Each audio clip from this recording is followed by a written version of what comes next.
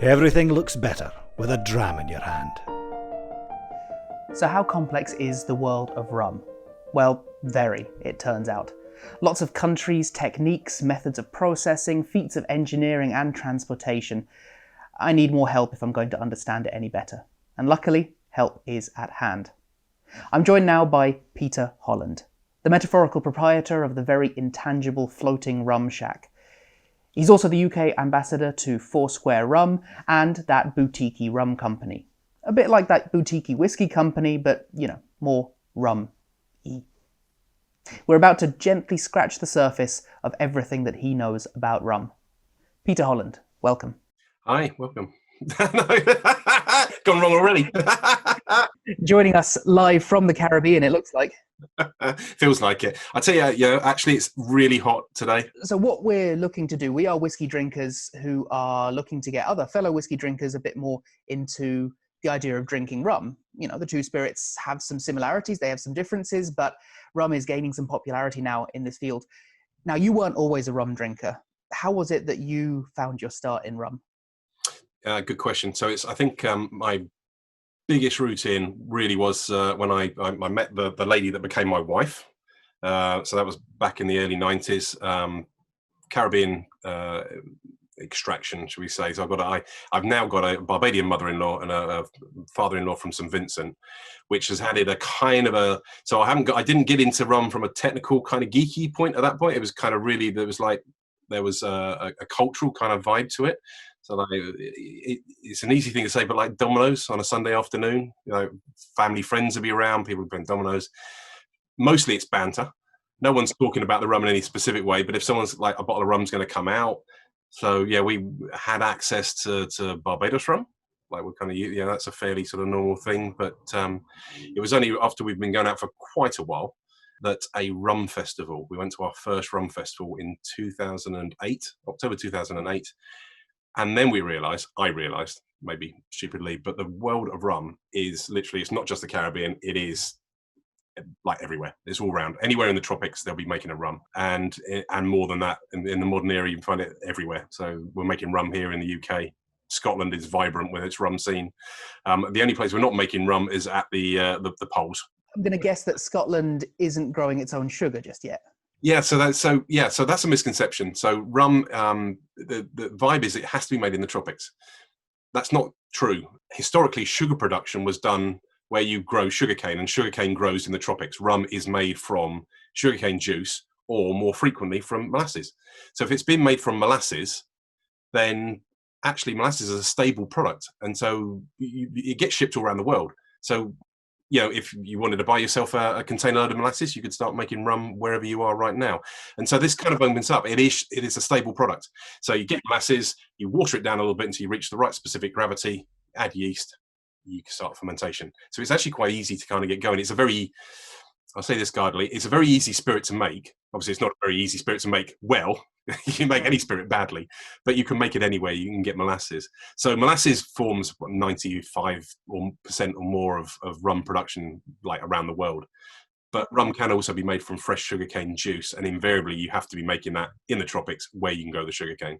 So yeah, planting sugarcane in a greenhouse could be a thing, but you need a lot of it. Yeah, it would take up a lot of space. But actually, again, that's another sort of rum parallel with whiskey, because a lot of countries who started making whiskey in the Scottish tradition, they import their barley. They will be getting barley that's grown from somewhere else as well. Barley's fairly stable when it travels. So I can actually see the overlap there. Yeah, well, I guess you want what you can get hold of. I mean, in Venezuela as well. I visited there a while ago. Venezuela's a difficult kind of country economically at the moment. They have this beautiful facility that was set up by Seagrams. They were making for a long time. They were making a whiskey there, and they were making a gin, but they can't get the grain in to make that. So the gin these days has a slightly sort of rummy vibe to it because they're making it from sugarcane spirit. So it's like, it kind of goes both ways. Perfectly decent for the home market. A bit weird for elsewhere, I think, though. Yes, but I mean that could totally become a virtue if they decide to capitalize on that. But they got all this beautiful kit there, honestly, and if they could just get it, life could be wonderful again.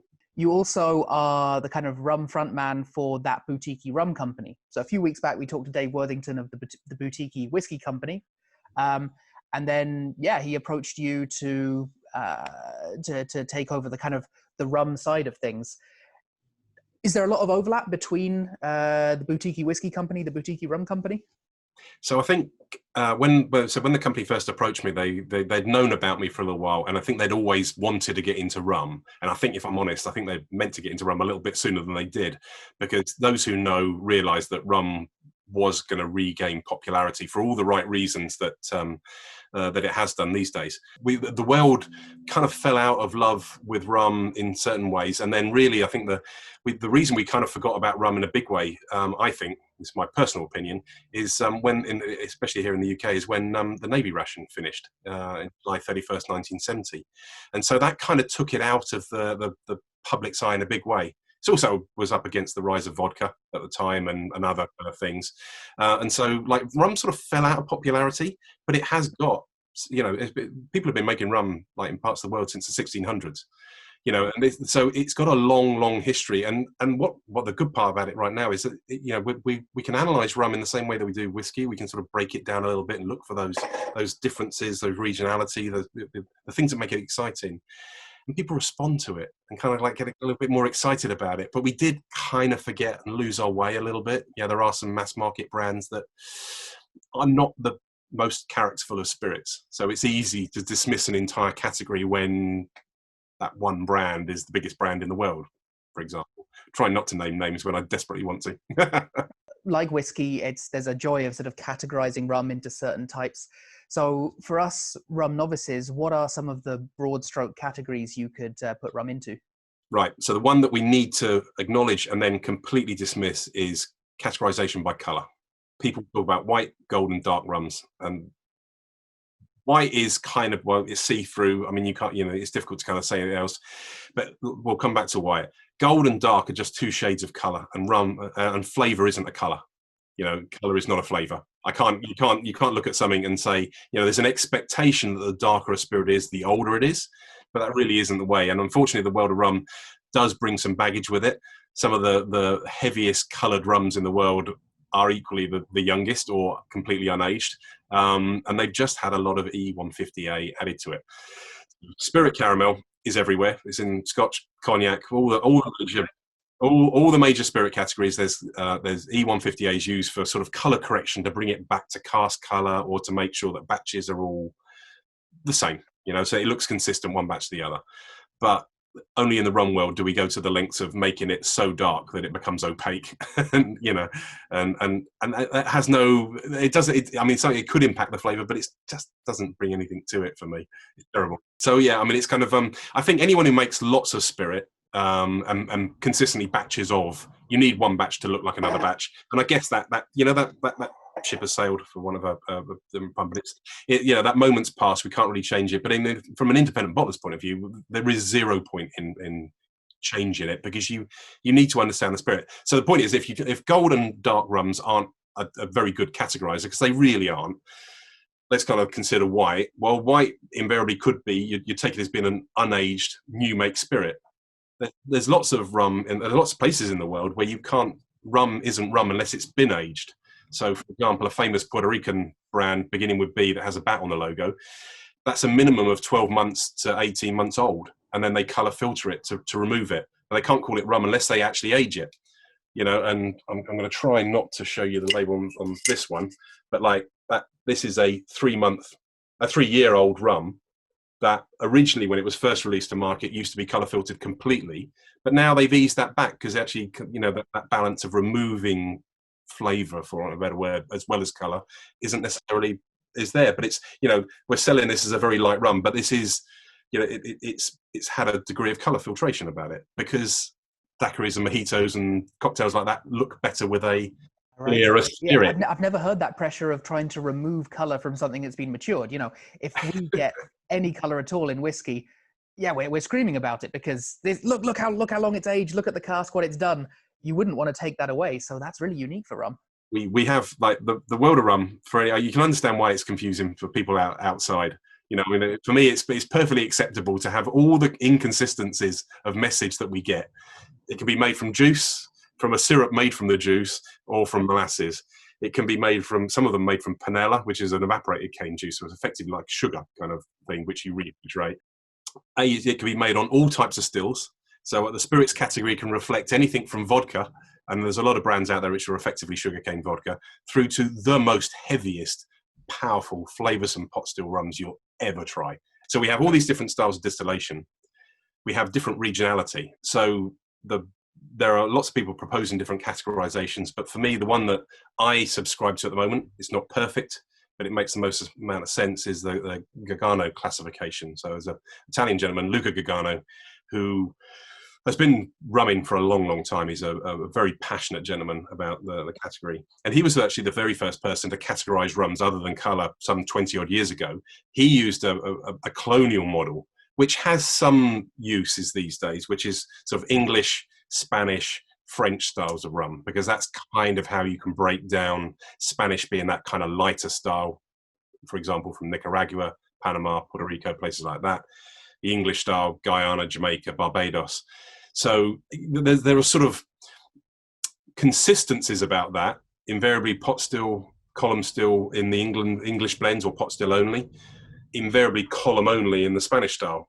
But then they fall apart quite quickly when you start drilling down, because Trinidad is an ex-English colony and they make rums in a Spanish style. And you go to Venezuela, they've got the Seagram site, they've got beautiful pot stills, column stills, and their rums are a blend of pot and column. So it kind of, the colonial model is okay for generalizations, but to really drill down, then you have to really look at how it's made. And so you're talking about, if it's a pot still only rum, a pure single rum, or a single blended rum, which is a blend of pot still, column still, so equivalent to Johnny Walker's of this world, that blended style. Or grain whiskey is equivalent to traditional rum, so traditional column rum. So we have this kind of, what it does for me, what it helps to do is to elevate the conversation from colour to, well, okay, so it's made on a pot still. Oh, and where from? From Jamaica. Well, that then probably brings with it some other information that's probably going to be long ferment, heavier style. Or it could be the Guyanese, that rich, like the Port Morant or the Versailles, brings a different style to it. So if you couple the distillation method with a sense of regionality, then for those that have been drinking enough rum, that ultimately is the trick. You have to just try all the different rums. Then you get a sense for where they kind of come from. And you get, so if I said a Puerto Rican traditional modern rum, then I'm expecting something that's a little lighter in character, more about the flavour of the flavour comes from the time in cask rather than by distillation. But different. There are different regulations for rum making around the world.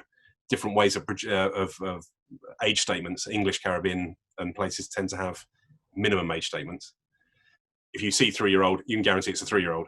But Central America, more Solera or blended age statements. And so if you see the word 12 or 23, no guarantee that's a minimum age. That could be an average, a weighted average, or a very famous Solera brand on the market is a blend of 6 to 23-year-old, but they write 23 on the label. So you need to know those details to kind of understand your value proposition. So rum doesn't make it easy. We have mixed messages. I'm happy to hear that, because we sort of for a while thought we had one type of rum, and then we started digging a bit and realized, oh no, we actually probably have a completely different style of rum. But we can be forgiven for that, considering also that rum maybe isn't quite as centrally managed as whiskey. Like there isn't one authority that sort of dictates this is what rum is, how it must be made, and how it must be labelled. Well, to be fair, I don't think you have that in Scotch either, or in whiskey. You have Scotch whiskey polices itself beautifully, absolutely beautifully. But American whiskey, bourbon, can be quite different. Canadian, Japanese. And then all the New World whiskies that are going on. There's some fantastic stuff being made in like Scandinavia, Germany, places. It's wonderful stuff, and it's made, but it's kind of made in the same sort of homage as you might expect. So there is a consistency in message, I would like to think, in whiskey, whereas unfortunately we don't have that in rum. And that's why I'm wearing the island shirt, to be like, hey, see, look, bit fun in the sun, and kind of like rum has no rules. Rum has rules. It really does. It's like, it's just that they, the rules in different countries don't necessarily align between different producers. It's something you have to look into.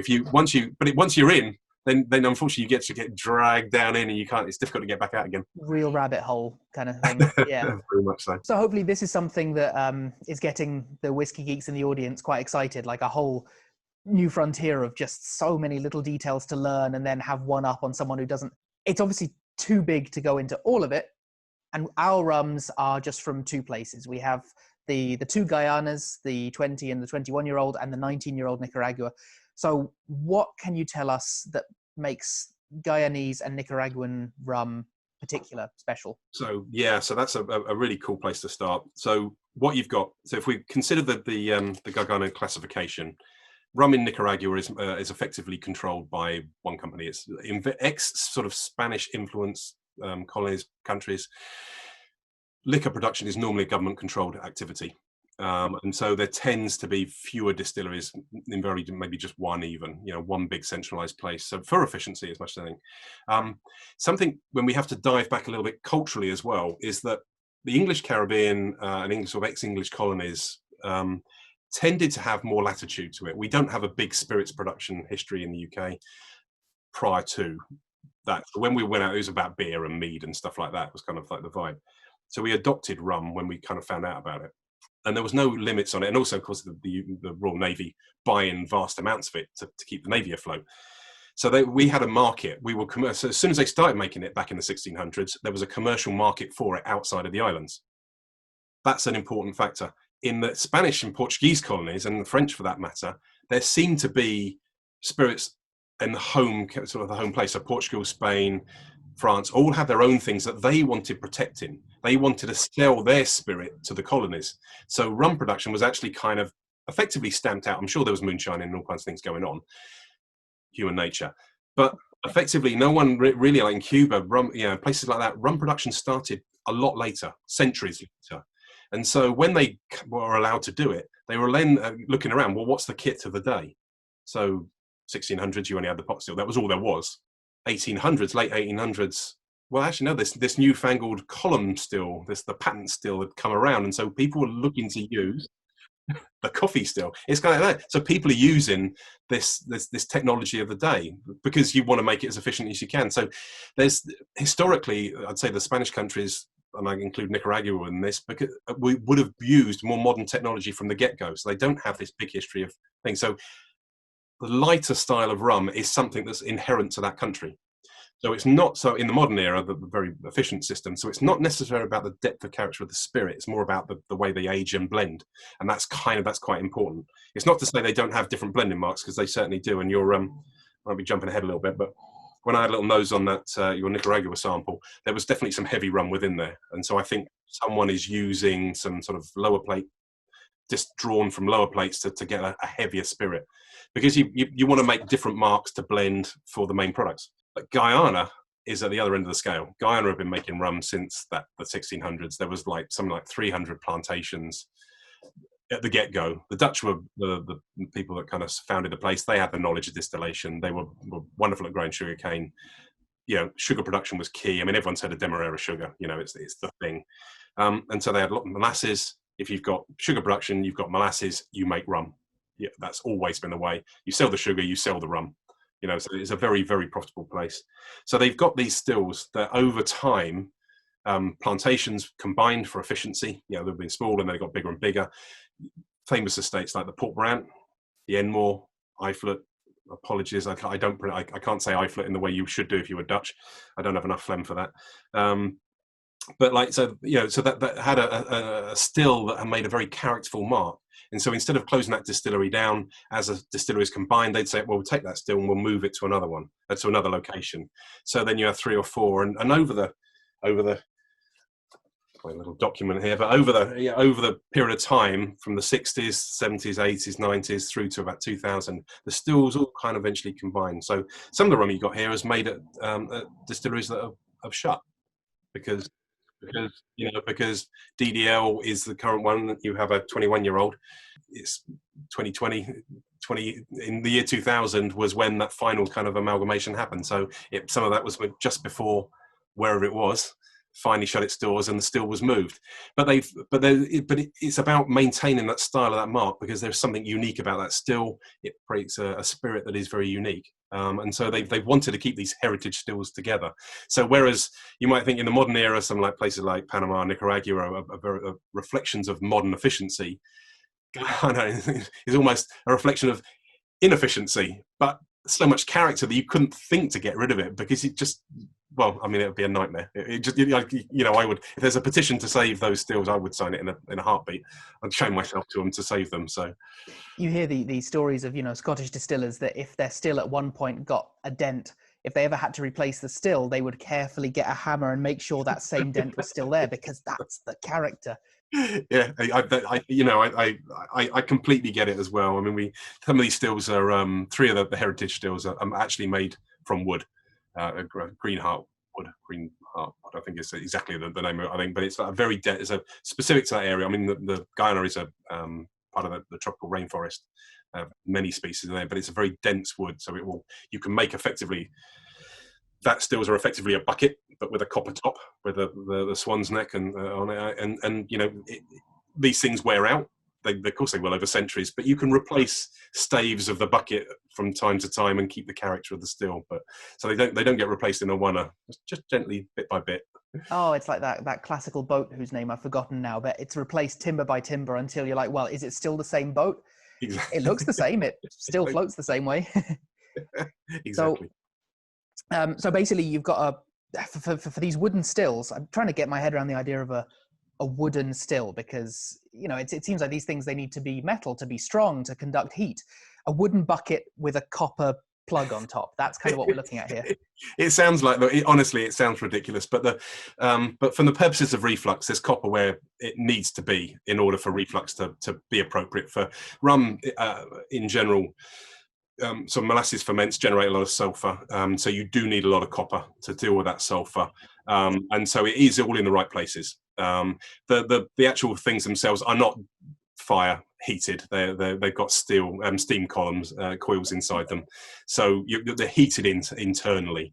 So as long as that can be controlled, then it's okay. So it's a safe situation, and I'm sure the outsides are going to can be kept damp as well. So there's no chance of it just going up in smoke. But it's strong, it's structural where it needs to be, but there's copper where it also needs to be. These rums have become the foundation of Navy rum and so many marks that that they're vital. The world couldn't do without Guyana and its rum making. And to be fair, we couldn't do without Nicaragua and other places like that either, because it adds the balance to the sort of the economies of scale, to the different styles. Not everyone wants something ridiculously heavy and powerful and smoky. It's like we all reflect to something different, don't we? We're different points of that journey. For me, lovely around is everything. So speaking of like variety, when I did the tasting, I noted that the 2 rums from Guyana, separated by just 1 year, had such a different character from each other, which, using my whiskey knowledge, I initially attributed to the barrel, thinking that it was the cask that had that kind of effect. But now I realize that there is a multitude of different stills at the Old Diamond Distillery. So could it be that our 20 and 21-year-olds were made on different stills, and that has contributed to their character? Yeah, I mean, if you were asking me to take the Pepsi challenge and say, Pete, what do you think, which one's which? I'd say the 20 is a Port Morant. I'd be happy to put a safe bet on that one. And then I'd say it's the 21's the Versailles, which is the single wooden pot still, single wooden vat still. And they're used differently, the way they process them. But it's not, just to say, there's 2 different stills with 2 different characters. And the reason I kind of pick that is because I have drunk a lot of rum, and I've drunk a lot of rum where I know exactly where it's come from, and I sort of pick out those traits. But for each still, there are different combinations of fermentations. So for each still will have different production marks, because when it went back to Islip, when the still was there, they were running it one way, and that became a commodity that people were buying regularly. And so even though the still moved to a different place, they had to keep making that mark. But there's other marks, and they develop other marks. And so the Port Morant can make, 3-4 different marks. Each of them is sort of similar but different. And so it depends how you're using them. So there's different characteristics that come out. And if you want to lay something down, I think if you want to make a rum that's going to stand the test of time, you could age it in the Caribbean for a long, long time. And tropical maturation is something we can't forget about as well. Because the angel share is terrifying. It really is in the Caribbean. I mean, it is terrifying just how much evaporates away. But the interaction with oak is palpable. You in a short space of time, you get a lot of extraction from the barrels. A really heavy rum will stand up to those years far more beautifully, far more tastefully. I would suggest a lighter rum won't take a long time. It could very quickly become overpowered and be like chewing on a stave. So these older sort of British style pot still rums, they're more likely to reach those older ages because, yeah, 20 years old for a rum it's pretty venerable. Yeah, it is. And say if it was 20 years of entirely tropical maturation, that's kind of one thing. The DDL themselves sell a lot of rum fresh because they go off around the world and they end up in blends. I mean, supermarkets, private label stuff, will be buying these things, and they might not age them at all. They might just use, the power of blending. You could 5% of the Port Morant might just give a lovely lift to 95% of relatively light rum. And for a very cost-effective way of doing it, rum blending is it really is a thing. But but a lot of rum can be also aged in sort of colder climates. There are rum merchants and people here in the UK, famously Liverpool, as well as other places that bring it there. And of course, that changes that maturation. So 20 years in the tropics versus 20 years in the UK allows, maybe 20 years in the UK would allow the rum to still be very much more forward, and so the embrace of oak could be quite light. Or it could be a split between the two. Things, some barrels are like in whiskey, things are traded as commodities, and people, or retirement plans in some cases, it's a thing, and so every barrel has a different history. So yeah, it's these are the interests, and it could be that 20 years, 30 years in the Caribbean might overpower some marks. It might just be too much oak. And then you can only use it for adding back texture, and you have to blend in some lighter barrels or whatever to balance it out. So we got a bit lucky with the ones we have. Definitely 21 is oakier than 20. Now, we can't confirm these details. Sometimes things are lost to the mist of time. Sometimes distilleries don't want to give every bit of information away. So it has to be speculation. But having tried the 20 and the 21-year-old from Guyana, what was the character that pushed you to say one was the Port Morant and the other was the Versailles still? Well, it really, I hate to say it, but it is taste and experience. There's a richer roundness that I find to the Port Morants, and there's a more of a kind of diesely, kind of more solventy, painty kind of vibe to the other ones. I think so, to the Port Morant, to the Versailles. The Port Morant in itself is a double setup, so you sort of run it it goes through one and it goes through the other, and it kind of comes out finished. So it concentrates. The Versailles will be a double distillation, so a spirit run and then a stripping run and a spirit run. If I go through my tasting sheet and I'll pick out and go like, well, there's lots of similarities between the two. It's just like, honestly, the Port Morant for me is just more rummy. I hate that. You know what? Yeah, I've saying this for years. It is the worst analogy ever. It really is. But it's just got this richness to it that it's a kind of a rubbery vibe to it as well, I find, and that's a little different to the sort of solventy vibe of the others. When we explain in pot still rum to the novices, they look at these tasting notes and go like, that doesn't sound very good at all. And I completely understand that, I really do. But it's got a depth of character. To take this back to something that's less bitty and geeky, how would you actually enjoy rum yourself? Do you have any favourite ways of drinking it? So I drink all my rum just neat. I guess when I first started, it's probably the same for any spirits drinker, that normally that kind of how you deal with the alcohol is the bit that's challenging to most people's palates. Over the last 10 years of being a rummy, I've kind of got to the point where if I could drink it straight from the still, I probably would, because high proof doesn't scare me anymore. I would advise that you treat certainly the Guyanese rums in yours just the way you would a single malt. If you come to it in the same way, these are quite high proof, 64. That is quite high by anyone's standard. So really don't feel bad about adding a little splash of water to it.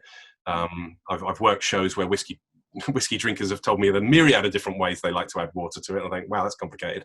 I just pour a little bit of room temperature in, just a little bit. If I'm feeling the alcohol's a little bit too much, if you needed it over a big chunk of ice, great. Yeah, great big chunk of block ice to chill rather than to overly dilute is a good thing. And you know what? If there really is no shame, my name's Peter Holland. I drink rum and coke. I do. It happens. I'm not suggesting these ones necessarily are rum and coke. Kind of. I think they're just a little bit too good for the blunt instrument of coke.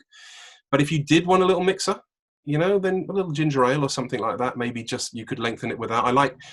Ginger beer for me, I find overpowers a rum, or can do quite easily. But ginger ale just makes it a little easier going. So, but if you do a rum and coke, don't drown it. Allow the rum to come through. Like making a gin and tonic, like 1 part gin, 3 parts tonic is my rule of thumb. My rum and cokes are 1 part rum, 2 parts coke. I find that the very light rums don't necessarily reveal more.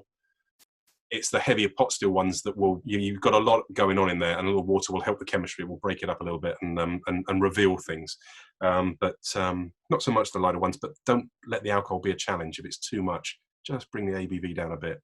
Otherwise, you're fighting against unnecessary things. It's all, it's transferable skills from whiskey, no doubt. Well, Peter Holland, thank you so much. Thank you also for ensuring me against in future calling a rum by a name that it isn't. And it's been a real pleasure talking to you this afternoon. Thank you very much, man.